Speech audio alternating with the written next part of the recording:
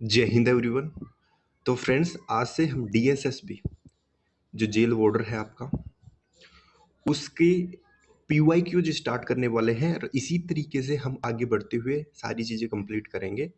एक सेट है complete reasoning का। शुरुआत मैंने खुद की अपनी आंसर की से की है, तो आप देखना मेरा 175 के अप्रोक्स रो स्कोर था। आप देखना कितना स्कोर कर पाते हो। बाकी रीजनिंग में मेरा फुल स्कोर था, ठीक है। तो मेरी खुद की आंसर की है, ठीक है।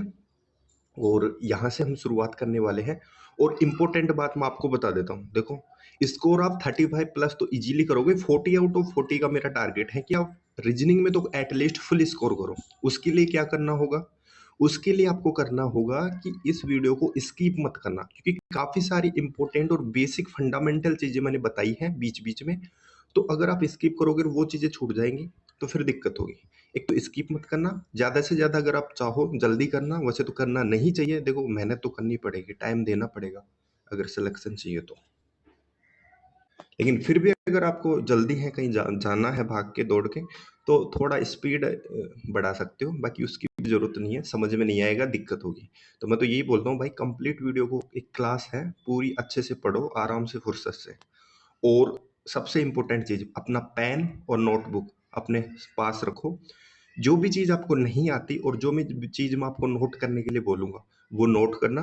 बीच बीच में कुछ होमवर्क भी दूंगा, वो भी आप अपना नोट करना कि ये चीज़ें मुझे करनी है क्लास के बाद, ठीक है। इसके बाद हिंदी की और इंग्लिश की क्लास भी आने वाली है इसी तरीके से। तब तक आप ये क्लास देखो, फिर मैं वो क्लास बनाता हूँ, ठीक है, अपलोड करूँगा बाद में। तो आई होप आप समझे होगे। और ठीक है, शुरुआत करते हैं। बीच बीच में करते रहेंगे बातें भी, जरूरी चीज़ें। शुरुआत करते हैं। तो ये देखो, फर्स्ट क्वेश्चन आपके सामने है रीजनिंग का, ठीक है। इसको वैसे बैंकिंग में ये अल्फा न्यूमेरिक करके सीरीज आती है, लेकिन यहाँ पे इसको अल्फा न्यूमेरिक नहीं होता। अल्फा न्यूमेरिक उसे बोलते हैं जिसमें लेटर्स भी हो, यानी ABCD भी हो और नंबर भी हो। यहाँ पे क्या है, सिर्फ नंबर है, तो इसे न्यूमेरिक सीरीज बोल देते हैं। इसमें क्या होता है कि आपको एक गाइडलाइन दी जाती है ऊपर, ठीक है, इंस्ट्रक्शन दिए जाते हैं। ये इंस्ट्रक्शन आपको पढ़ने होते हैं और इन्हीं इंस्ट्रक्शन पे बेस आपको चीजें करनी होती हैं और आपका आंसर आ जाता है। सिंपल होते हैं, कोई हार्ड नहीं होता, ठीक है। बस कुछ बेसिक चीजें आपको पता होनी चाहिए। तो क्या बोलता है क्वेश्चन, यदि प्रत्येक सम संख्या के अंकों को आरोही क्रम में सम संख्या नहीं, यदि प्रत्येक संख्या का मतलब क्या है? जैसे 81 है, 35 है, 91 है, 45 है, 63 है, ये क्या है? एक संख्या है, संख्या का एक ग्रुप है, नंबर्स का ग्रुप एक संख्या है। यदि प्रत्येक संख्या के अंकों को, यानी इसके जो अंक है, अंक मतलब जैसे 81 है तो इसमें दो अंक है ना, 8 और 1, ठीक है। आरोही क्रम, अब देखो आरोही क्रम क्या होता है? बढ़ता हुआ क्रम। एक होता है अवरोही क्रम, वो होता है डिक्रीजिंग ऑर्डर, यानी कि घटता हुआ ऑर्डर। असेंडिंग डिसेंडिंग इंग्लिश में बोलते हैं। असेंडिंग यानी बढ़ता हुआ आरोही क्रम, डिसेंडिंग यानी अवरोही क्रम, घटता हुआ, ठीक है। समझो, आरोही क्रम यानी बढ़ते हुए क्रम में हमें अंकों को व्यवस्थित किया जाए, व्यवस्थित करना है। तो फिर इस प्रकार कितनी अभाज्य संख्याएं बनेंगी? तो ठीक है, देखते हैं। तो सबसे पहले तो जैसे ये बोला वो कर लेते हैं, ठीक है। इसने बोला कि सभी संख्या के अंकों को हमें आरोही क्रम में तो 81 में सबसे छोटी संख्या पहले रखेंगे, फिर बढ़ाते जाएंगे। तो 1 छोटा है, 8 बड़ा है, तो 81 को ऐसे लिख दिया। उसके बाद 35 में तो 35 ऐसे ही रहेगा, क्योंकि 3 ऑलरेडी छोटा है और 5 बड़ा है, ठीक है। उसके बाद 91 का क्या कर देंगे, 1 और 9, ठीक है, 19 हो जाएगा। 87 का क्या करेंगे, 7 और 8, यानी 7 छोटा है, 8 बड़ा है। 63 का क्या करेंगे, 3 और 6। 45 ऐसे कैसे रहेगा, क्योंकि ये तो वैसे ही आरोही क्रम में है ना। अब हमें बताना है कि कितनी अभाज्य संख्याएं हैं इनमें। अब देखो, अभाज्य संख्या क्या होती है ये भी आपको पता होना चाहिए ये आंसर देने के लिए। यही पता ना होगा तो आप क्या कर लोगे। तो अभाज्य संख्या वो संख्या होती हैं जो अपने अलावा किसी भी संख्या से डिवाइड नहीं होती। यानी किसी भी संख्या का भाग दे दो, वो उसका भाग जाएगा ही नहीं, खुद की संख्या के अलावा। तो 18, 18 का तो भाग जाता ही है। इसमें 9 का भी चला जाएगा, 6 का भी चला जाएगा, 3 का भी, 2 का भी, तो ये तो नहीं है, ठीक है। उसके बाद 35, 35 में भाई 35 का तो जाता ही है, 7 का भी जाता है, तो ये भी नहीं होगा हमारा आंसर। 19, 19 में भाई आप किसी भी संख्या का भाग दे लो, नहीं जाएगा 19 के अलावा, तो ये हमारा क्या है, अभाज्य संख्या है। आगे देखते हैं 78, 78 में 2 का भी जाता है और 39 का भी जाता है और 78 का तो जाता है, तो ये भी अभाज्य संख्या नहीं है। 36 भी चला जाएगा भाई, 2 का भी चला जाएगा, 3 का भी चला जाएगा, 6 का भी चला जाएगा, 12 का भी चला जाएगा। 45 में भी आपका सबका चला जाएगा, 3 का भी, 15 का भी और 5 का भी। तो देखो आंसर आपके सामने वैसे डिस्प्ले हो गया है, लेकिन हमने क्वेश्चन सोल्व भी कर लिया था। एक ही ऐसी संख्या है 19 जो कि आपकी क्या है, अभाज्य संख्या है, बाकी सारी भाज्य संख्या है। तो आपका आंसर होगा ऑप्शन नंबर 4, एक, सिर्फ एक संख्या ऐसी है, ठीक है। तो आई होप कैसे सोल्व करते हैं इस तरह के क्वेश्चंस को समझे होंगे। धीरे धीरे देखो, जैसे जैसे क्वेश्चन सोल्व करोगे ना, 40 क्वेश्चंस है, आपका दिमाग खुलने वाला है कि कैसे कैसे क्वेश्चंस को सोल्व करते हैं इजी तरीके से। उसके बाद और भी सेट है, 32-33 सेट है प्रीवियस ईयर के, वो कराने वाला हूँ। तो जैसे जैसे आप टाइप्स ऑफ क्वेश्चन सोल्व करोगे, आपका दिमाग खुल जाएगा, जितने भी टाइप के डीएसएस भी पूछता है, और आपका एग्जाम में 100% करने वाले हो अगर आप जो बताता हूँ वो चीजें सीखते रहोगे, करते रहोगे, ठीक है। आगे बढ़ते हैं। नेक्स्ट क्वेश्चन आपके सामने है, क्वेश्चन नंबर 2। इस क्वेश्चन को एनालॉजी बोलते हैं, सादृश्यता हिंदी में बोलते हैं। एनालॉजी का क्वेश्चन है। एनालॉजी क्या होता है कि आपको दो चीजें दी जाती हैं, सेट्स होते हैं। ये देखो, रेशियो से जब भी चीजें जोड़ी जाएंगी ना, तो वो एनालॉजी होगी। ये देखो यहाँ पे रेशियो से जोड़ा गया। तो क्या होता है कि हमें दो चीज दी जाती है, जैसे ए का संबंध 1 से है, तो बी का संबंध कितने से होगा, 2 से हो जाएगा। अल्फाबेटिकल ऑर्डर है, ए का 1, बी का 2, ठीक है। ऐसे ही चीजें आपसे पूछी जाते हैं। ये आपका दोनों तीनों तरह के क्वेश्चंस आते हैं एनालॉजी में। एक तो ये जैसे दे रखा है आपका क्वेश्चन, शब्दों वाला। एक होता है आपका लेटर्स वाला, जैसे अभी मैंने बताया ए बी वाला। एक होता है नंबर वाला, यानी 3 का संबंध 27 से है, तो 10 का संबंध कितने से होगा, ऐसे करके क्वेश्चन आ जाते हैं। 3 का रिलेशन 27 से कैसे है, क्योंकि ये इसका क्यूब है, ऐसे ही 10 का क्यूब भी हो जाएगा 1000, ठीक है। तो क्वेश्चन क्या बोलता है कि दीवार का संबंध पैंट से है। देखो, चाहो तो आप ये इंस्ट्रक्शन पढ़ सकते हो, लेकिन इसकी जरूरत नहीं है, मैंने बता दिया क्या है। ऐसे ही क्वेश्चन देखते ही समझ जाना, ठीक है। दूसरा संबंधित है वो बताना है, पहला तीसरे से संबंधित, ठीक है। तीसरा शब्द का बताना है, जैसे पहला दूसरे से संबंधित है। तो दीवार का संबंध पैंट से है। अब देखो, दीवार पे क्या होता है, पैंट होता है, ठीक है। वैसे ही जूते पे क्या होता है, दीवार पे पैंट होता है, ठीक है, उससे संबंधित हो गया। जूते पे क्या होता है, क्या प्लास्टर होता है, वो तो हड्डी पे होता है, हड्डी जब टूट जाती है, नहीं होगा आंसर। क्या स्प्रे होता है, नहीं भाई, स्प्रे भी नहीं होता। धुलाई होती है, जूते की धुलाई नहीं होती। जूते पे क्या होता है, पॉलिश होती है, ठीक है। जूते पे पॉलिश होती है, दीवार पे पेंट होता है। करेक्ट आंसर इज आपका ऑप्शन नंबर डी, ठीक है। देखते हैं नेक्स्ट क्वेश्चन।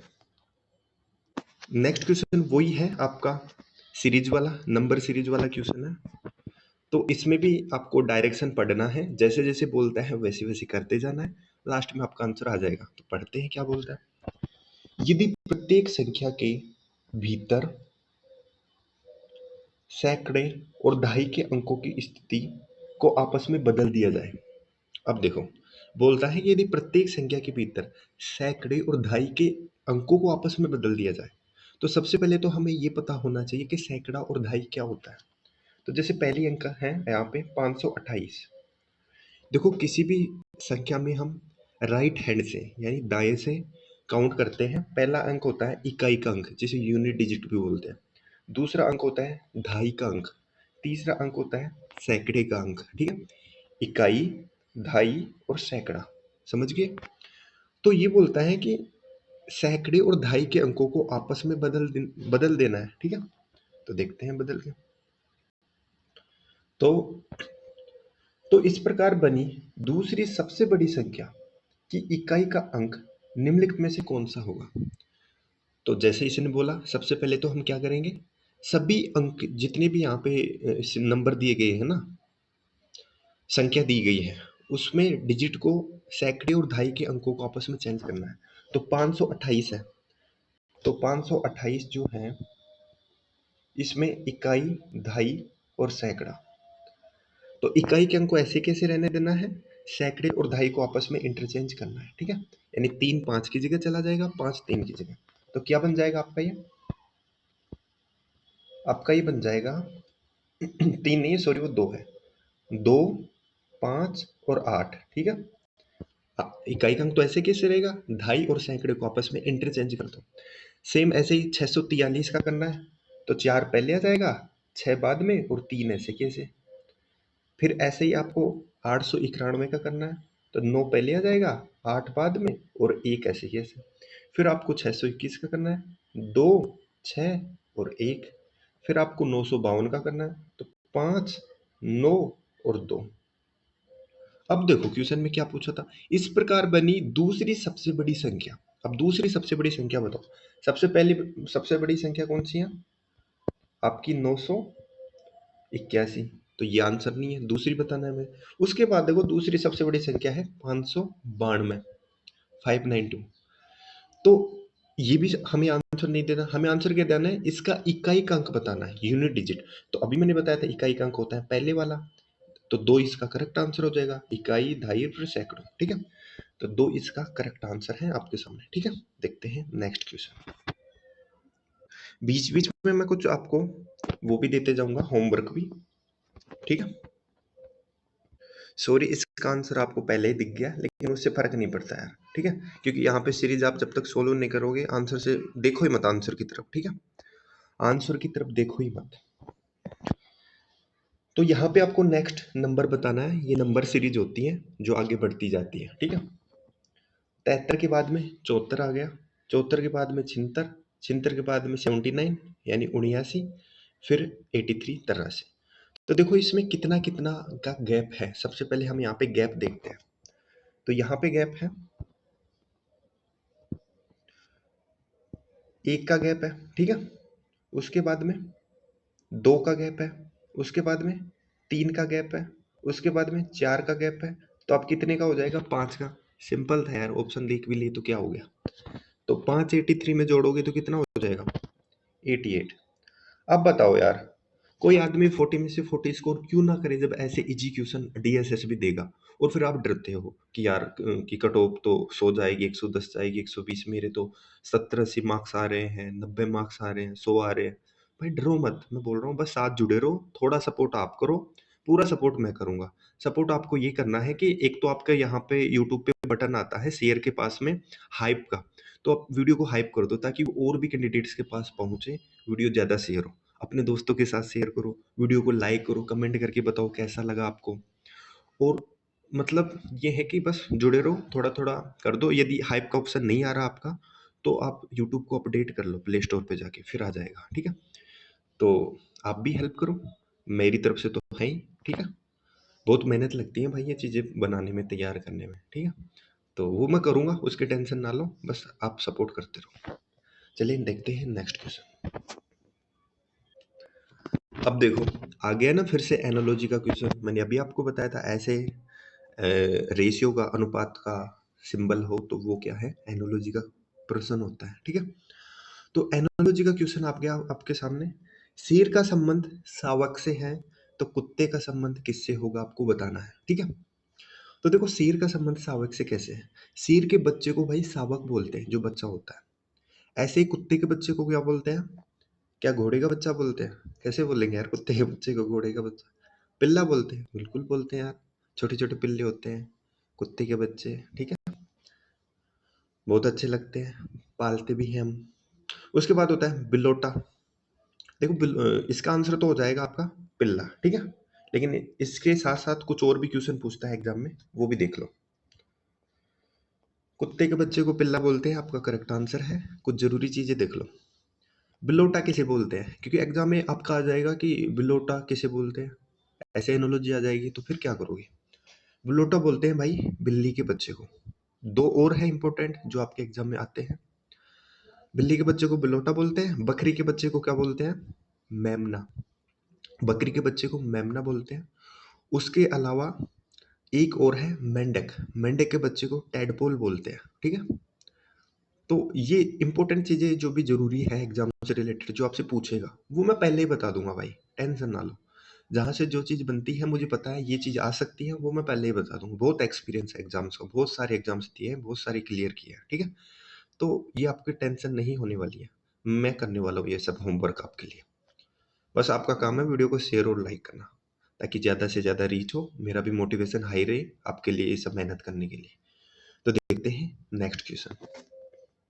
तो देखो भाई, फिर से आ गया ये क्वेश्चन आपका, नंबरों को आगे पीछे करने वाला, ठीक है। ये क्वेश्चन बहुत पूछे गए थे पिछली बार, हो सकता है इस बार भी पूछे जाए, क्योंकि डीएसएसबी का पैटर्न ज़्यादा चेंज नहीं होता, सेम ही रहता है, लगभग चीज़ें सेम ही है। मैंने लेटेस्ट पेपर भी देखे, ठीक है। बाकी मैं लेटेस्ट वाले भी करवा दूंगा, ईएस के भी करवा दूंगा, टाइम काफ़ी है, 2 महीने से ज़्यादा टाइम है, घबराओ मत, जो बोलता हूँ वो करता रहो, ठीक है। तो गाइडलाइन पढ़ते हैं, क्या बोलता है ये इंस्ट्रक्शंस। यदि प्रत्येक संख्या के भीतर सैकड़े और इकाई के अंक की स्थिति आपस में बदल दी जाए। अभी क्या कर रहा था, दहाई और सैकड़े की संख्या को बदलवा रहा था, अब बोल रहा है कि भाई इकाई और सैकड़े के अंकों को आपस में बदल दो।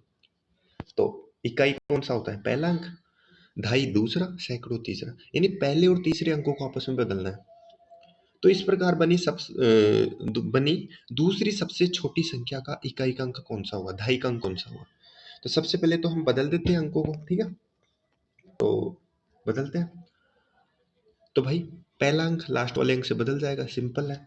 456 की जगह क्या हो जाएगा, 6 पहले आ जाएगा, 5 ऐसे कैसे रहेगा, 4 हो जाएगा लास्ट में। 231 में 1 पहले आ जाएगा, 3 ऐसे कैसे रहेगा, 2 लास्ट में। 765 में क्या होगा, 5 पहले आ जाएगा, 6 ऐसे कैसे रहेगा, 7 जो पहले है वो बाद में चला जाएगा। 872 में 2 पहले आ जाएगा, 7 बाद में, और 8 बाद में आ जाएगा, 7 तो बीच में है ही। 941 में क्या होगा, 1 पहले आएगा, 4 बीच में है ही, 9 बाद में आ जाएगा। अब हमें बताना है कि दूसरी सबसे छोटी संख्या, तो सबसे छोटी संख्या कौन सी है इनमें, तो सबसे छोटी संख्या यही है आपकी 132, ये नहीं होगा आंसर। दूसरी सबसे छोटी 149, ठीक है।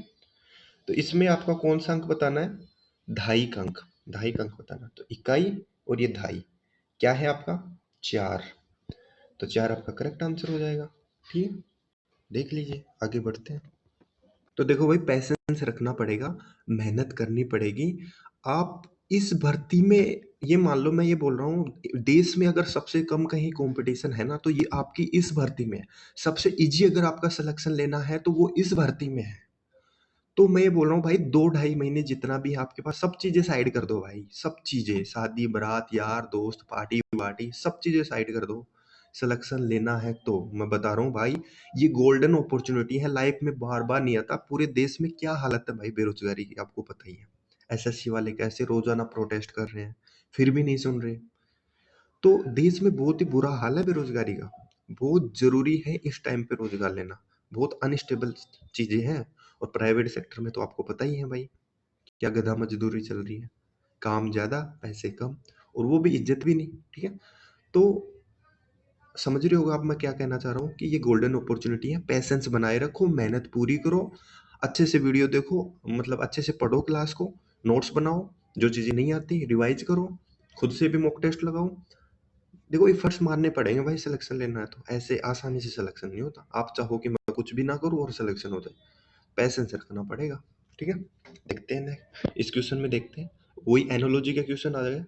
312 का संबंध 36 से है, तो वो ही सेम रिलेशन इन किस ऑप्शन में है, ठीक है, वो बताना आपको, कि इन ऑप्शंस में से किस में वो सेम रिलेशन है जो 312 का 36 है। अब देखो, 312 और 36 का क्या संबंध है आपस में, ठीक है, देखते हैं। तो यहाँ पे मेरे को, क्योंकि मैंने इतने सारे एग्जाम्स दे लिए, प्रैक्टिस है बहुत सारी, तो सीधा सीधा मेरा माइंड कहाँ पे जा रहा है, वो देखो। तो आप भी जब प्रैक्टिस कर लोगे ना 10 5 सेट, तो आपका भी ऐसे ही माइंड चलने लग जाएगा। मेरा सीधा सीधा दिमाग जा रहा है इस 36 पे। यहाँ पे कुछ मेरे को सस्पिशियस नजर आ रहा है 36 पे। वो क्या है भाई, कि ये 6 का स्क्वायर है, 36 6 का स्क्वायर है, और यहाँ पे 3 1 और 2, इनको जोड़ो, 3 + 1 + 2 कितना होता है? 6 होता है। तो पहली संख्या के अंकों का जो जोड़ है ना, उसका स्क्वायर करके यहाँ पे दिया है दूसरी संख्या। देखते हैं सेम रूल क्या आगे किसी ऑप्शन में फॉलो होता है। अगर किसी ऑप्शन में फॉलो हो जाएगा तो आपका करेक्ट आंसर हो जाएगा, अगर फॉलो नहीं होगा तो फिर आपका वो आंसर गलत होगा। फिर आपको कोई और जो इसमें है लॉजिक है वो ढूंढना पड़ेगा, ठीक है, कोई और लॉजिक देखना पड़ेगा। तो देखते हैं भाई, ऑप्शन नंबर ए 2 2 1, तो जोड़ो इनको, 5 हो गया, 5 का स्क्वायर तो 25 होता है, ये तो करेक्ट आंसर नहीं है। 200 2 5 4 इनको जोड़ो, 5 और 2 7 और 7 और 4 4 11, 11 का स्क्वायर 121 होता है, करेक्ट आंसर हो गया आपका ऑप्शन नंबर बी। सी में देख लो, 4 होता है अंकों का जोड़, 16 है ही नहीं ऑप्शन में, ये भी करेक्ट इनकरेक्ट हो जाएगा। यहाँ पे 9 होता है, 6 होता है, 36 आना था, 81 दे रखा है, तो ठीक है। वैसे अगर आप समझदार होते, करेक्ट आंसर तो यहाँ पे ठीक है यार, ऑप्शन नंबर बी है, मैंने बता दिया। अगर आप वैसे समझदार होते, प्रैक्टिस होती, तो आप ऑप्शन नंबर ए और ऑप्शन नंबर सी, इसको तो आप वैसे ही एलिमिनेट कर देते, चेक ही नहीं करते। क्यों? क्योंकि यहाँ पे भाई आपको स्क्वायर बताना है, अंकों के जोड़ का स्क्वायर बताना। क्या 70 किसी का स्क्वायर है? नहीं है। क्या 18 किसी का स्क्वायर है? नहीं है। तो देखो, अब है होमवर्क आपके लिए। होमवर्क ये है कि 1 से लेके 40 तक के स्क्वायर याद होनी चाहिए उंगलियों पे।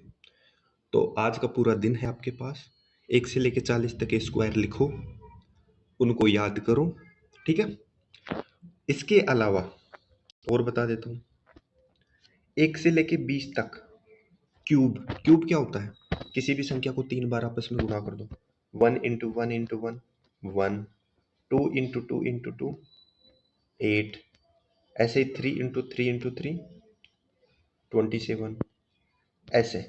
तो आपको 20 तक क्यूब याद होने चाहिए, 40 तक स्क्वायर याद होने चाहिए। भाई 40 आउट ऑफ 40 बोल रहा हूँ मैं, स्कोर करोगे। अगर जो बोल रहा हूँ वो कर दोगे ना, तो आप स्कोर करोगे। और ज़्यादा चीज़ें नहीं बताऊंगा, बहुत कम चीज़ें पढ़ने के लिए बोलूँगा। तो ठीक है, ये दोनों चीज़ें हो जानी चाहिए। उसके बाद आता है अल्फ़ाबेट, ए से लेके जेड तक, उनकी नंबरिंग और उनका अपोजिट कौन सा क्या है वो मैं ट्रिक से करवा दूंगा, उसकी टेंशन मत लो, वो नहीं रटना आपको, ये रटना है, ये तो करना है। जो समझने की चीज़ें हैं वो समझते जाओ, रटने की चीज़ें हैं रटते जाओ, पढ़ने की चीज़ें पढ़ते जाओ, सब चीज़ें हो जाएगा, ठीक है, टेंशन ना लो। आगे बढ़ते हैं, देखते हैं नेक्स्ट क्वेश्चन। तो नेक्स्ट क्वेश्चन है आपका कोडिंग डिकोडिंग। कोडिंग डिकोडिंग से क्वेश्चन है, इस फॉर्मेट में जो क्वेश्चन बनता है कोडिंग डिकोडिंग का, उसको बोलते हैं चाइनीज कोडिंग, ठीक है, चाइनीज कोडिंग बोलते हैं आपका। तो भाई देखो, चाइनीज कोडिंग को कैसे सोल्व करोगे वो बता देता हूँ तरीका, ठीक है। इसमें क्या होता है कि आपको कोडिंग दी जाती है, जैसे बोल रहा है H I he B C, इसको क्या बोला जाता है? Red and tasty. ली पी टी को बोला जाता है एप्पल इज रेड। टी नी ही को बोला जाता है फूड इज टेस्टी। तो इसी तरीके से, इसी कोड भाषा में एप्पल इज टेस्टी को क्या बोला जाएगा? सिंपल है भाई, कुछ भी हार्ड नहीं है, बहुत सिंपल है। देखते हैं कैसे करते हैं, कैसे सोल्व करते हैं। तो सबसे पहले आपको इनको एक जगह लिख लेना है, इनके कोड्स को। जैसे ही, बी और सी, इसको क्या बोला है? रेड एंड टेस्टी, ठीक है। मैं कोशिश करूंगा नेक्स्ट बार से टैबलेट पे आपको सोल्व कराऊंगा, क्योंकि यहाँ पे लिखने की दिक्कत होती है थोड़ी। ली, बी और टी, इसको क्या बोलते हैं?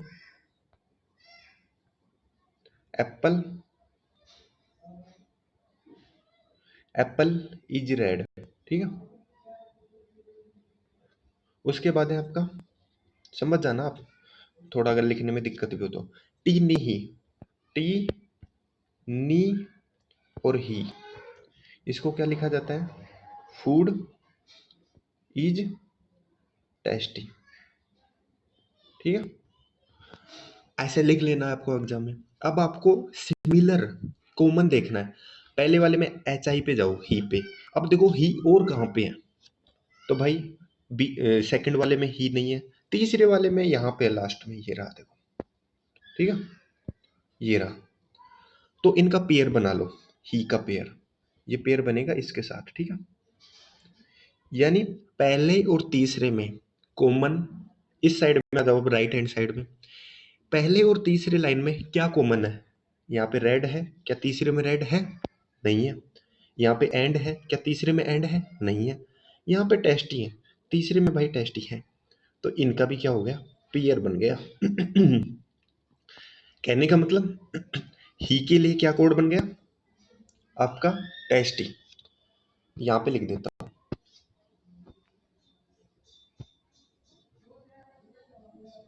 ही के लिए आपका कोड बन गया टेस्टी, ठीक है। यार लिखने की दिक्कत होती है थोड़ी सी, देखता हूँ मैं कल से। ही के लिए टेस्टी। उसके बाद आपका बी का कोड देखो, क्या बी और कहाँ पे है? हाँ बिल्कुल है, सेकंड वाले पे है। बी का सेकंड वाले से पेयर बना देंगे। तो इसमें देखो फर्स्ट और सेकंड लाइन में क्या कॉमन है? रेड है, बिल्कुल रेड कॉमन है भाई। एंड नहीं है, टेस्टी नहीं है, तो बी के लिए क्या कोड बन गया? रेड। तो बी के लिए कोड बन गया रेड, ठीक है। उसके बाद देखते हैं एस आई। तो क्या एस आई कहीं पे कॉमन है? नहीं है भाई कहीं पे। तो हमें उसी लाइन में देखना है ऐसी संख्या जो कॉमन नहीं है किसी की भी। तो यहाँ पे दो चीजें बच गई, एक तो एंड बच गया आपका, टेस्टी तो, हाँ हाँ टेस्टी बच गया, और एंड बच गया। नहीं टेस्टी तो हो ही गया था ना। हाँ एच आई के लिए था कोड तो टेस्टी, ठीक है। एच आई और टेस्टी। आपका बी हो गया रेड के लिए, तो बचा एंड। तो एस आई का कोड हो जाएगा आपका एंड, ठीक है। एस आई के लिए आपका कोड हो जाएगा एंड। एक सेकेंड, मैं नोटबुक पे नोट कर लेता हूँ, फिर मैं आपको एक साथ बता दूंगा, ठीक है। यहाँ पे लिखने की दिक्कत है। तो बी के लिए कोड हो गया आपका रेड, एच आई के लिए कोड हो गया आपका टेस्टी, और एंड के लिए कोड हो गया आपका एस आई, ठीक है। उसके बाद देखो एल आई सेकेंड वाले लाइन में, क्या एल आई है कहीं पे और? नहीं है। तो इसके लिए भी हमें कोड निकालना है। अब देखो सेकंड वाली लाइन में एक तो एप्पल बच रहा है आपका, एक इज बच रहा है, और थर्ड वाली लाइन में नहीं जाना है हमें, क्योंकि सेकंड वाली में ही है ली, इसका कोई कॉमन तो है नहीं, तो हमें वो चीजें बतानी है जो किसी का भी कॉमन नहीं है। तो क्या एप्पल कहीं पे है? नहीं है। इज है, तो भाई इज तो है कॉमन तीसरे वाले में, यानी इज आंसर नहीं होगा, एप्पल आंसर होगा। किसका? ली का, ठीक है। तो ली के लिए कोड बन गया क्या? एप्पल। उसके बाद टी देखते हैं, टी आई। तो टी आई तो नीचे भी है, ये रहा थर्ड वाली लाइन में भी। तो नीचे और क्या है? इज है, तो इज के लिए कोड बन गया क्या? T I. उसके बाद आपका क्या बचा? लास्ट वाली लाइन में बचा, ये टी आई तो हो ही गया ना कॉमन, नी, एन आई नी बचा लास्ट वाले में। और लास्ट वाले में आपका क्या बचा? फूड बचा। तो किसी का भी कॉमन ना तो नी आई है, एन आई है, और ना ही फूड है। तो फूड के लिए क्या कोड बन गया आपका?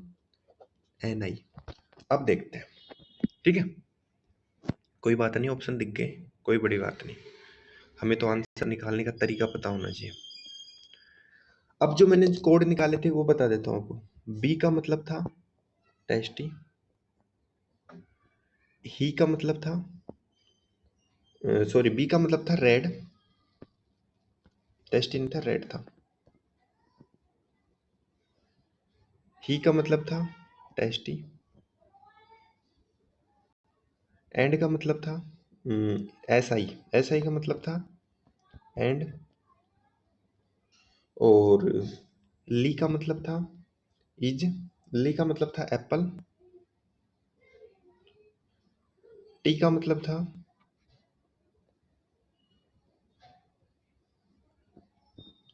टी का मतलब था इज, और फूड, एन आई का मतलब था फूड। अब देख लो जो भी आपको पूछा है वो आंसर कर दो। एप्पल इज टेस्टी, तो एप्पल के लिए क्या कोड है भाई? ली है ना, तो ली आ जाएगा एक तो, ठीक है। इज के लिए क्या कोड है?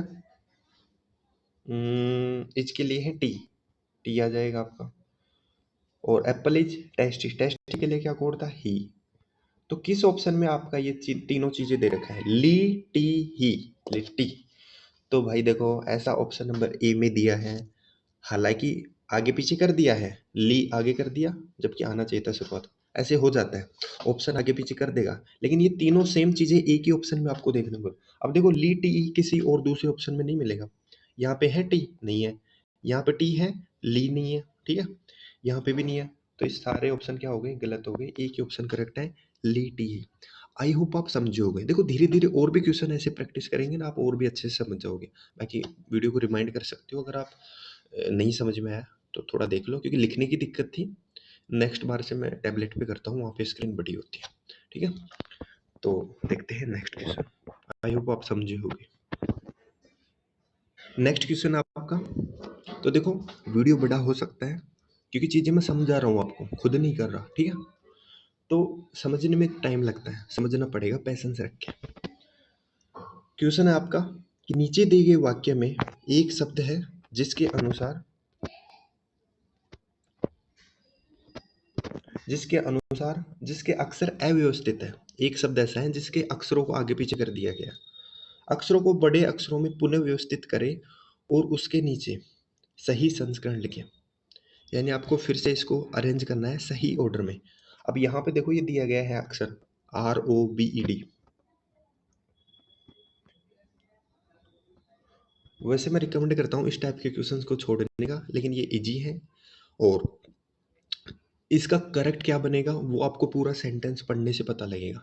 The students were dash during free period, ठीक है। तो स्टूडेंट फ्री पीरियड के दौरान क्या हो गए थे, क्या रोब्ड हो गए थे। रोब का मतलब तो होता है किसी को लूट लेना, ठीक है। ऑप्शंस में देखो सही करके दिया है आपको, तो ये तो कोई ऑप्शन ही नहीं है। डेब्रो ये भी कुछ नहीं है, ये भी कुछ नहीं है। ये आपका ऑप्शन नंबर डी है, BORED, बोर्ड। बोर हो जाना, बोर की सेकंड और थर्ड फॉर्म है बोर्ड। तो BORE बोर यानी वो हो जाना, मतलब एक तरीके से कि चीजें नहीं हो रही है, बोर हो गई बैठे बैठे, वो बोलते हैं ना, वो चीज है। तो students were bore during their free period, यानी स्कूल में जब फ्री पीरियड था, पीरियड में कोई भी नहीं था पढ़ाने वाला, तो स्टूडेंट क्या हो गए, बोर हो गए। हालांकि ऐसा होता नहीं रियल लाइफ में। जबकि फ्री पीरियड आता था तो बच्चे तो ज़्यादा खुश होते थे कि चलो बढ़िया है, अच्छे से बातें करेंगे, ऐसे मजाक करेंगे, उछल कूद करेंगे, कुछ ना कुछ करते रहते थे, हाय अल्लाह मचा के रखते थे रूम में, क्लास में। तो फ्री पीरियड तो अच्छा होता है, उसे बोर नहीं होते स्टूडेंट, क्लास में बोर हो जाते हैं टीचर के साथ, ठीक है। तो आप आंसर हो जाएगा आपका ऑप्शन नंबर डी। तो ऐसे आपको करना है इस तरह के क्वेश्चंस को। आई होप आप समझोगे, ठीक है। नेक्स्ट क्वेश्चन है आपका ब्लड रिलेशन से। ब्लड रिलेशन का कोडेड फॉर्म है, सिंपल होता है, कोई बड़ी चीज नहीं होती। एक दो चीजें समझने की हैं वो समझ लो, उसके बाद आप सोल्व करोगे, ठीक है।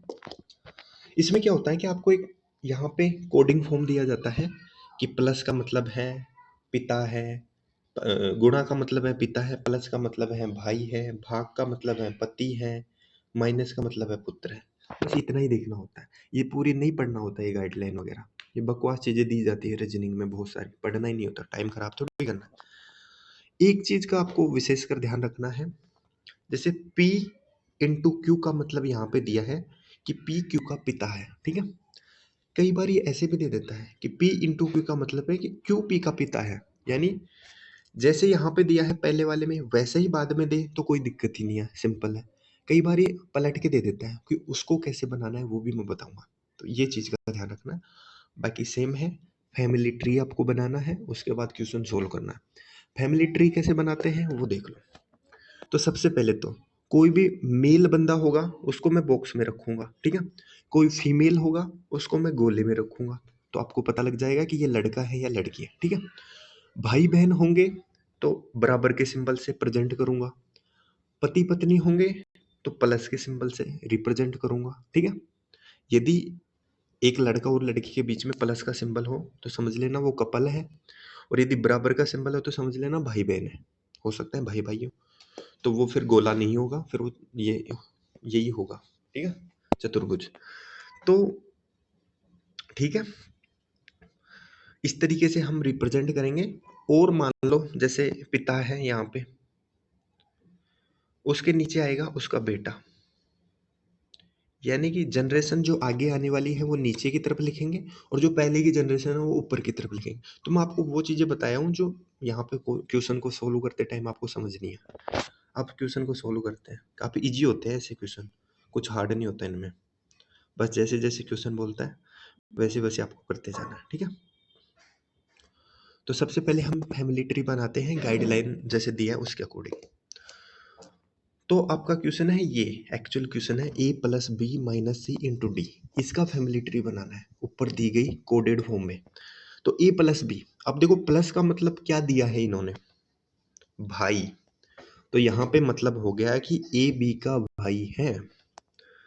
तो a क्या है, भाई है b का, बराबर के साइन से रिप्रेजेंट कर रहा हूँ। और a भाई है तो हम इसे स्क्वायर में रख देंगे, b का हमें पता नहीं तो इसे ऐसे ही खुला रखेंगे, ठीक है। उसके बाद में आगे देखते हैं बी और सी का माइनस दिया है, माइनस का मतलब है पुत्र, बी सी का पुत्र है इसका मतलब है। तो भाई बी सी का पुत्र है तो मैंने अभी बताया था सी इसका बाप हो गया, तो वो ऊपर की तरफ लिखेंगे। तो सी क्या है, इसका बाप है तो इसे हम चौकोर में रख देंगे, बाप है यानी वो लड़का होगा, चौकोर में रख देंगे, ठीक है। बी का अभी तक भी हमें पता नहीं है कि वो लड़का है या लड़की है, ठीक है। उसके बाद आगे देखते हैं सी इंटू डी। अब इंटू का मतलब क्या बताया था, पिता, यानी कि सी डी का पिता है। अब देखो सी डी का पिता है तो यानी डी सी का बेटा भी हो सकता है, बेटी भी हो सकती है, ठीक है। तो वो क्या होगा, ए बी का भाई बहन ही तो होगा ना, नीचे ही तो आएगा। तो डी क्या होगा, यहाँ पे नीचे आ जाएगा। अब डी का हमें पता नहीं है कि वो लड़का है या लड़की है, लेकिन सी का पता है कि वो बाप है इन तीनों का। तो अब हमें आंसर क्या पूछा है कि ए का डी से क्या संबंध है। अब देखो क्वेश्चन का आंसर करने में भी कुछ लड़के दिक्कत गलती कर देते हैं। ये जैसे देना डी से, कहाँ से पूछ रहा है, डी से, तो इसका मतलब है कि डी ए को क्या बोलेगा। तो भाई डी ए को क्या बोलेगा, बाप बोलेगा, पिता है, ठीक है। ऐसे इसका आंसर देना होता है। तो आई होप आप समझोगे फैमिली ट्री कैसे बनाते हैं, आंसर कैसे देते हैं। भाई भाई हो तो कैसे, सॉरी भाई बहन हो तो कैसे बराबर का सिंबल यूज करके लिखते हैं, पति पत्नी हो तो हम उसको प्लस का साइन यूज करके लिखते हैं, उससे हमें पता लगता है कि ये क्या है। तो ऐसे फैमिली ट्री बनाना है, उसके बाद आपका क्वेश्चन का आंसर हो जाएगा, सिंपल है। तो करेक्ट आंसर क्या है, सी क्या है, सॉरी ए का डी से क्या संबंध है, ए, सॉरी ए का डी से गलत बता दिया मैंने आपको, सॉरी सॉरी। ए का डी से क्या संबंध है, भाई ए और डी तो भाई बहन है ना, मतलब डी का पता नहीं है बहन है या भाई है, लेकिन ये सिबलिंग्स है। और पूछा है डी से, यानी डी क्या बोलेगा ए को, तो भाई ए का तो हमें फिक्स पता है कि ये लड़का है तो ये भाई हो जाएगा, डी का भाई हो जाएगा। तो करेक्ट आंसर है यहाँ पे भाई, ठीक है। तो देखो करेक्ट आंसर है भाई। पहले पता नहीं मैंने क्या बता दिया था फैमिली ट्री बनाने के बाद, वो गलत है। यहाँ पे भाई हो जाएगा, बाप तो सी है लेकिन भाई पूछा है यहाँ पे ए का डी से संबंध पूछा है ना कि सी से, ठीक है। तो आई होप आप समझे होगे, धीरे धीरे आप ऐसे करते रहोगे तो सॉल्यूशन देखते रहोगे रोजाना तो समझ जाओगे, हो जाएगा, इतना कोई हार्ड नहीं है। देखते हैं नेक्स्ट क्वेश्चन। नेक्स्ट क्वेश्चन आपका एनोलॉजी से, फिर एनोलॉजी से क्वेश्चन आ गए, बहुत क्वेश्चन आते हैं एनोलॉजी से। येन का संबंध जापान से है, रिंग रेट का संबंध किससे है, ठीक है। तो देखो येन क्या होता है आपको ये पता होना चाहिए। येन करेंसी का नाम है, जापान की करेंसी को येन बोलते हैं, ठीक है। वैसे ही रिंग रेट कहाँ की करेंसी है, तो वो है आपकी मलेशिया की करेंसी, करेक्ट आंसर होगा मलेशिया। ऐसे ही आपको और भी करेंसीज पता होनी चाहिए, इम्पोर्टेंट जो भी कंट्रीज हैं उनकी। तो ये आपका होमवर्क है कि जितनी भी आपकी नेबर कंट्रीज हैं, जैसे हो गया पाकिस्तान हो गया, बांग्लादेश हो गया, और यहाँ पे नेपाल हो गया, भूटान हो गया, श्रीलंका हो गया, चाइना हो गया, अमेरिका हो गया, जो जितनी भी फेमस कंट्रीज हैं, north Korea, south Korea, America, Australia, France, चीन, रसिया, इनकी कैपिटल और करेंसी, ये वो तो आपको याद होनी ही चाहिए, ठीक है। ऑस्ट्रेलिया, ठीक है, ऑस्ट्रेलिया का क्या है, डॉलर। फ्रांस, पेरिस राजधानी है, मुद्रा क्या है, रूबल। चीन की क्या है, बीजिंग राजधानी है, और युआन यहाँ की मुद्रा है, युआन, ठीक है। तो ये फेमस फेमस जो भी कंट्रीज हैं और जो नेबर कंट्रीज हैं उनका याद कर लेना, एग्जाम में पूछ सकता है। वैसे पाकिस्तान का नहीं पूछेगा, उसकी टेंशन मत लो, उसको भाड़ में जाने दो, अपने याद कर लो जो और देश है। नेक्स्ट क्वेश्चन आपका फिर से एनोलॉजी का क्वेश्चन आ गया। तो ये गाइडलाइन जो देते हैं ना, इंस्ट्रक्शन, ये पढ़ने की आपको जरूरत ही नहीं है, क्योंकि मैंने बता दिया जब भी ऐसे से एनोलॉजी से देगा फिर समानुपात से देगा तो समझ जाना कि वो क्वेश्चन कहाँ से है, एनोलॉजी का क्वेश्चन है। तो देखो क्वेश्चन क्या है, 32 16 78, इसका संबंध इससे है, तो इसका संबंध किससे है, बहुत बड़ी संख्या है भाई, क्या करें। तो भाई ध्यान से देखोगे तो चीजें समझ में आएंगी, और वो चीजें कब कब समझ में आएंगी, जब प्रैक्टिस ज्यादा करोगे, जब इस तरह के 2 4 बार क्वेश्चन लगा लोगे। मैं बोल रहा हूँ 10 सेट कर लो आप ऐसे, ठीक है। 10 सेट के बाद आप खुद हर क्वेश्चन बनाने लग जाओगे, ठीक है।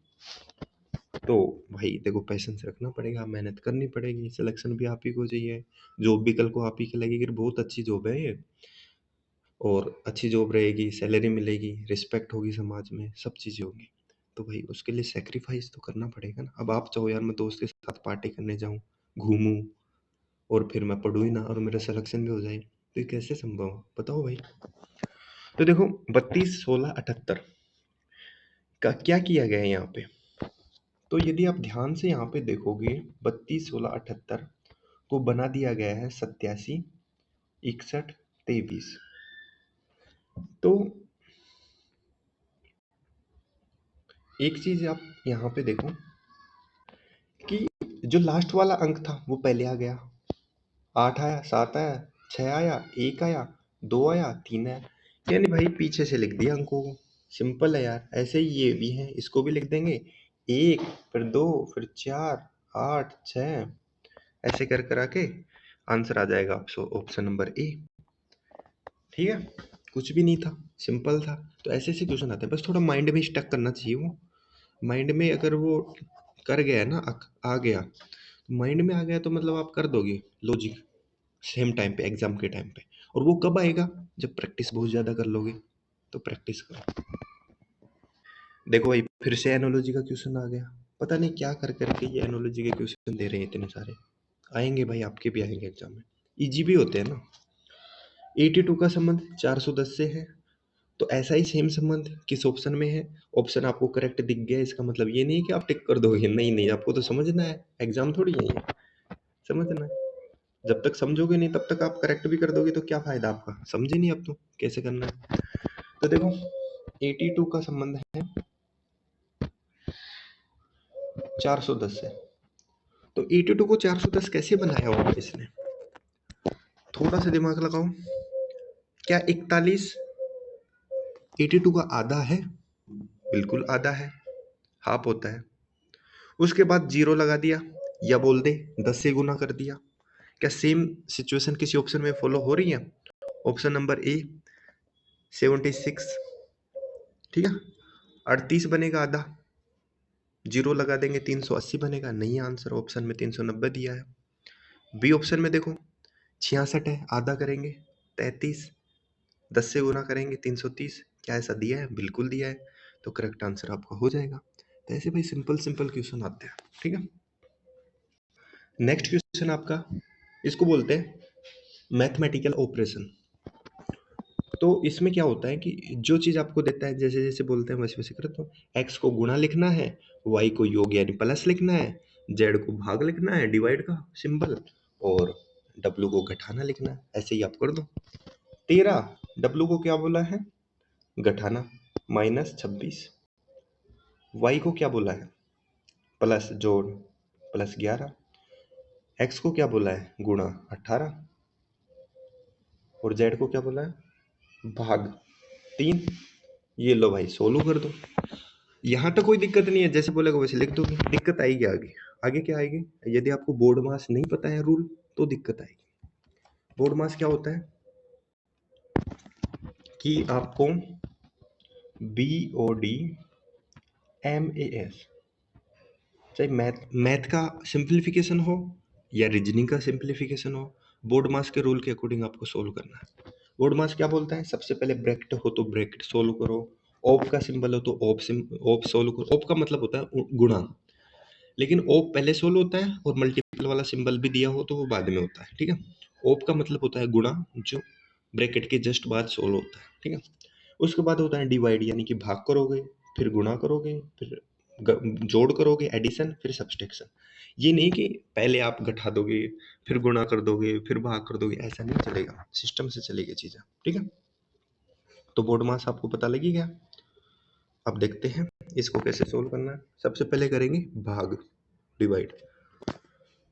तो भाई भाग कर लो, 3 को 18 से भाग दे दो, 6 बार गया।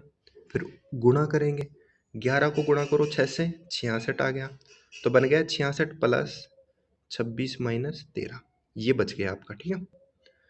अब पहले जोड़ेंगे फिर घटाएंगे। जोड़ेंगे कैसे? 66 को जोड़ेंगे। अब देखो ये यहाँ पे गलती करते हो तुम लोग, प्लस में प्लस की संख्या जोड़ी जाती है, माइनस में माइनस की संख्या जोड़ी जाती है। तो 26 में नहीं जोड़ेंगे 66, क्योंकि वो तो माइनस का है भाई, हम जोड़ेंगे प्लस वाले में। 13 यहाँ पे प्लस का है, कुछ भी सिंबल ना हो मतलब वो प्लस का है। तो 13 में हम यहाँ पे 66 ऐड करेंगे, तो कितना हो जाएगा? 13 और 66, 9 और 7, 79, ठीक है। 79 हो गया। उसमें से आपको ये घटाना है 26, प्लस वालों को एक साथ जोड़ लेना है, उसके बाद माइनस वालों को घटाना है, ठीक है। तो 26 घटा दो भाई, आएगा 3 और 5, यानी कि 53।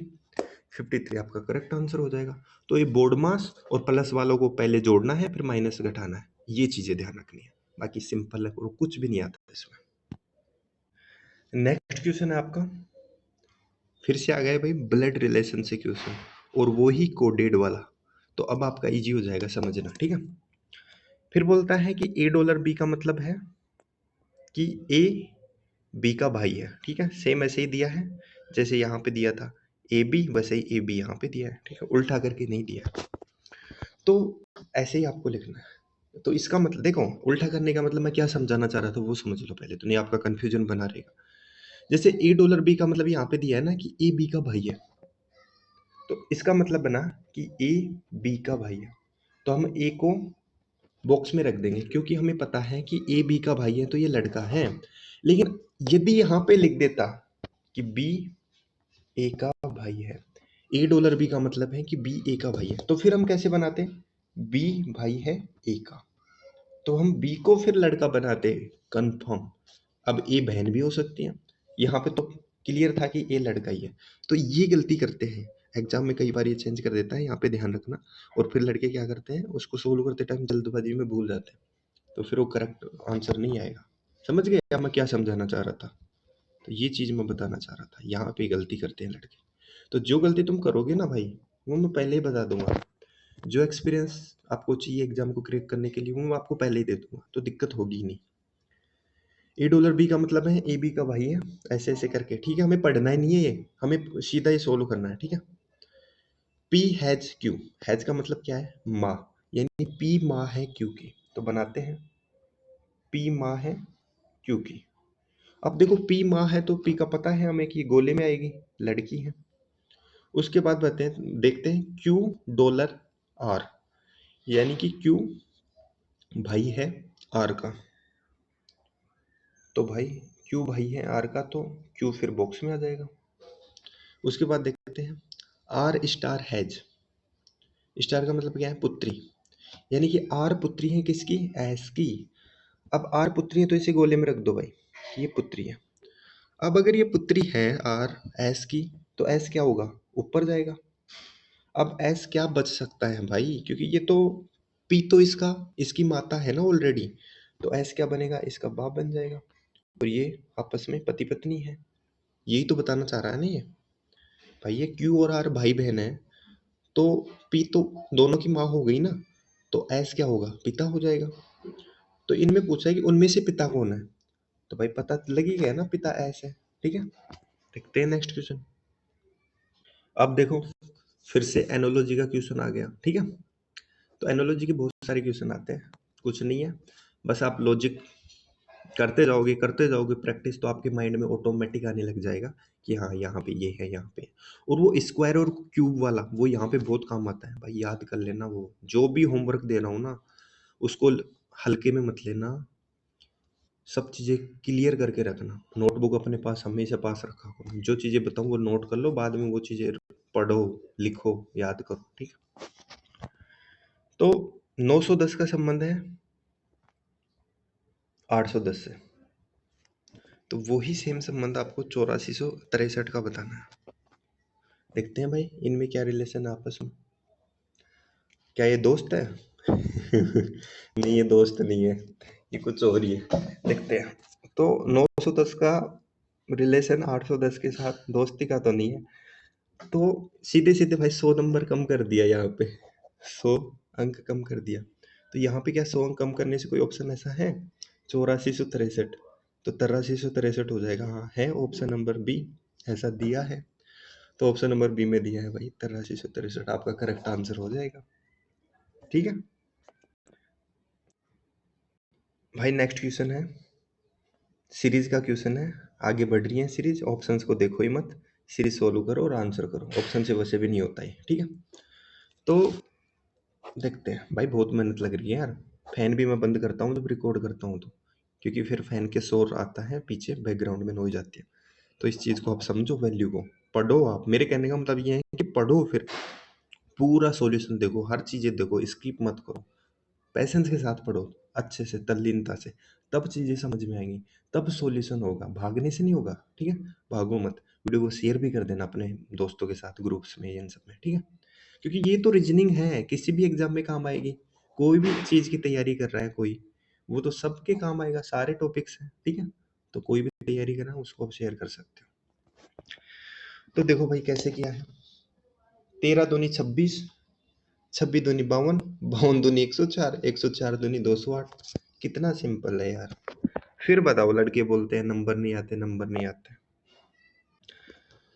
तो नेक्स्ट क्वेश्चन है क्वेश्चन नंबर 18, वही सेम है, डायरेक्शन पढ़ो और करते जाओ, वही नंबर सीरीज वाला क्वेश्चन है। ठीक है, ज़्यादा ही बड़ा हो गया ना मामला। ठीक है, तो क्या बोलते हैं, प्रत्येक संख्या की अंकों को आरोही क्रम में व्यवस्थित किया जाए। ठीक है, बढ़ते हुए क्रम में हमें लिखना है।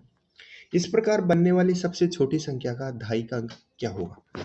तो सबसे पहले तो हम आरोही क्रम में लिखेंगे सबको। तो 453 को आरोही क्रम में कैसे लिखेंगे? 3 सबसे पहले, फिर 4, फिर 5। 678 में 6, 7 और 8, छोटा फिर बड़ा फिर बड़ा। 219 को 1, फिर 2, फिर 9। 538 को 3, फिर 8, फिर सॉरी 3, फिर 5, फिर 8। 684 को 4, फिर 6, फिर 8। लिख दिया भाई आरोही क्रम में। अब बोलता है कि इस प्रकार बनने वाली सबसे छोटी संख्या कौन सी है? 129 का दहाई का अंक क्या होगा? तो दहाई का अंक इकाई, और दहाई का अंक क्या है? 2 है। करेक्ट आंसर हो जाएगा option number 2, option number A 2। तो भाई नेक्स्ट क्वेश्चन है, ऑप्शंस को कुछ नहीं देखना क्योंकि होगा भी नहीं ऑप्शन से। ट्रिक का मतलब है 56, ट्रीट का ये है कोडिंग डिकोडिंग। जैसे अभी चाइनीज कोडिंग की थी ना हमने, ऐसे ही ये भी एक फॉर्मेट है कोडिंग डिकोडिंग का। तो 8-10 सेट आप कर लोगे ना, तो सब तरह के क्वेश्चन आपके सामने आ जाएंगे, आंखों के सामने। जितने भी डीएसएस भी पूछता है ना, हर तरह के क्वेश्चन आपकी आंखों के सामने आ जाएंगे, जैसे ही आप 10-5 सेट कर लोगे। ठीक है, तो ट्रिक का संबंध 56 से है, यानी ट्रिक को 56 में कोड किया गया है। तो ट्रीट को कैसे कोड किया जाएगा? तो इस तरह के क्वेश्चन जब भी नंबर में कन्वर्ट करता है ना, लेटर्स को, लेटर के एक वर्ड को, तो उसमें दो ही तरह के आपके लॉजिक लगते हैं। वो दो लॉजिक क्या है? जैसे ट्रिक है, या तो इसके लेटर्स के नंबर को जोड़ होगा, या इसके लेटर्स के अपोजिट के नंबर्स का जोड़ होगा, या उसके आसपास की कोई संख्या होगी। सोल्व करके देख लेते हैं। टी आता है आपका 20वें नंबर पे, आर आता है आपका 18 नंबर पे, आई आता है आपका 9 नंबर पे, सी आता है 3 नंबर पे, के आता है 11 नंबर पे। जोड़ लो इन सबको, कितना होता है? 9 और 3 12, 12 और 11 23, 23 और 18 41, 41 ही हो ना? हाँ, और 41 और 20 61, 61 हो गया भाई इन सबका जोड़। आपको दिया है 56, तो ये किसके आसपास है? 61 के आसपास है। कितना कम है? 5 कम है। अब ये 5 कैसे कम किया होगा इसने? ट्रिक के कितने लेटर्स हैं? 5 लेटर्स हैं ट्रिक में, इसलिए यहाँ पे कम किया है 5। अगर ट्रिक के 6 लेटर होते तो ये 6 कम कर देता। ये बढ़ा भी सकता था।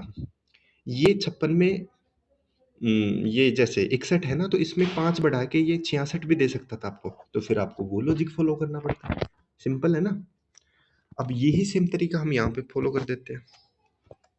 ट्रीट में TREAT,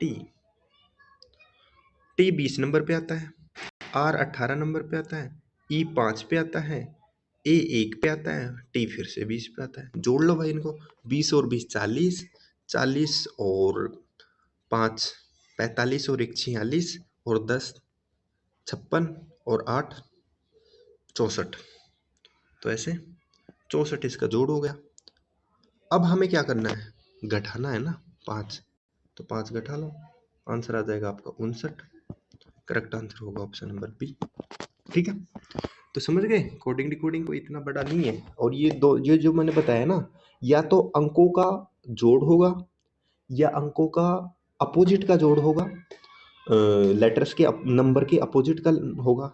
अपोजिट मतलब समझो क्या होता है, जैसे टी है, इसका अपोजिट होता है जी। तो टी तो 20 पे आता है लेकिन जी 7 पे आता है, ऐसे। तो अपोजिट होता है। अपोजिट आप ऐसे भी कर सकते हो, यानी कि 27 में से माइनस कर दो। जैसे टी 20 पे आता है तो 20 माइनस कर दो 27 में से, तो आपके पास आएगा 7, जो कि इसका अपोजिट होगा।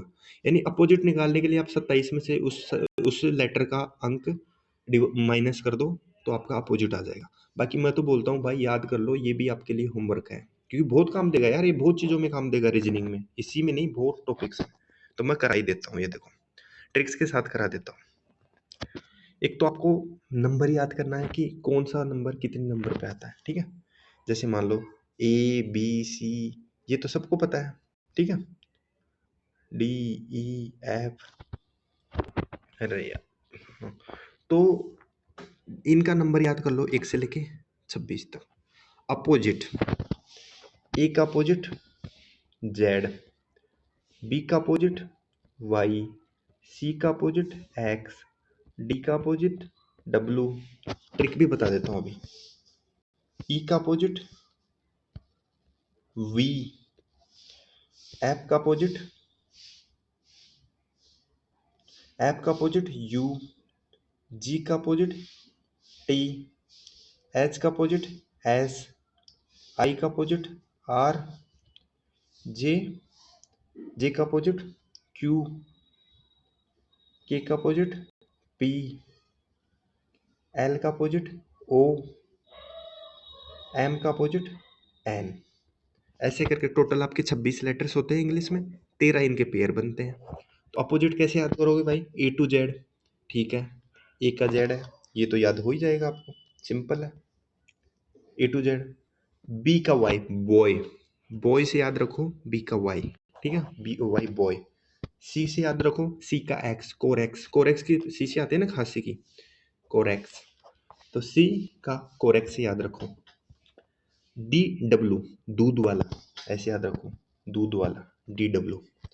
ईवी को याद रखो, आजकल ईवी कितना चल रहा है भाई, electric vehicle, EV.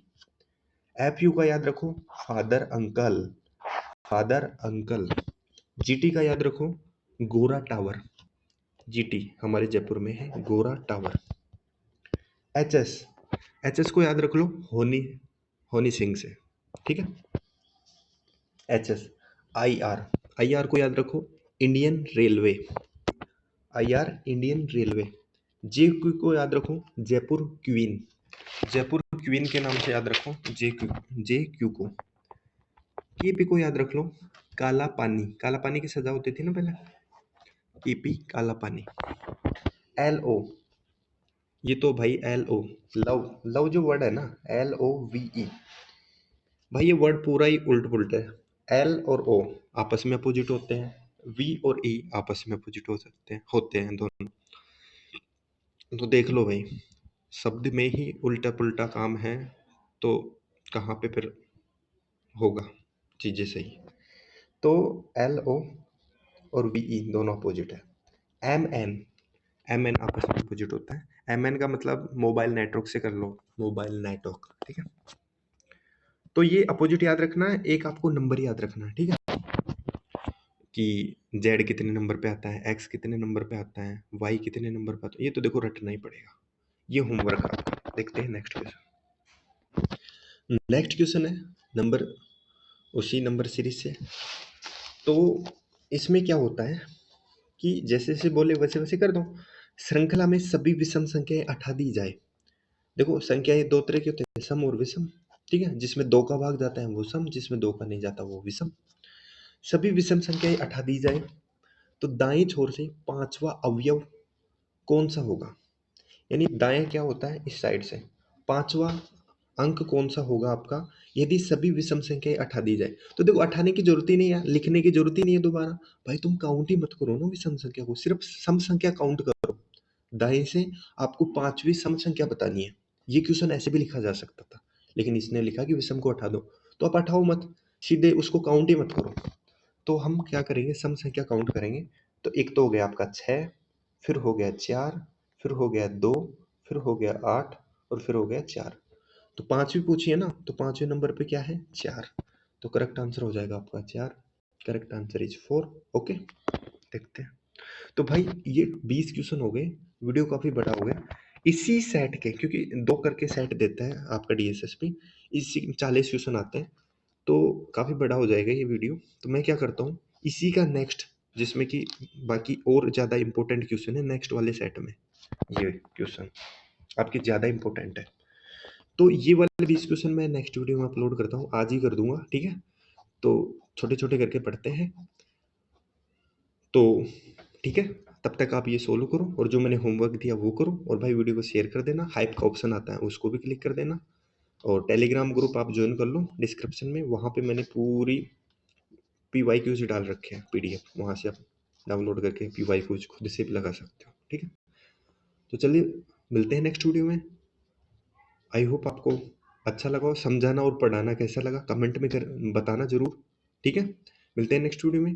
Till then जय हिंद जय भारत।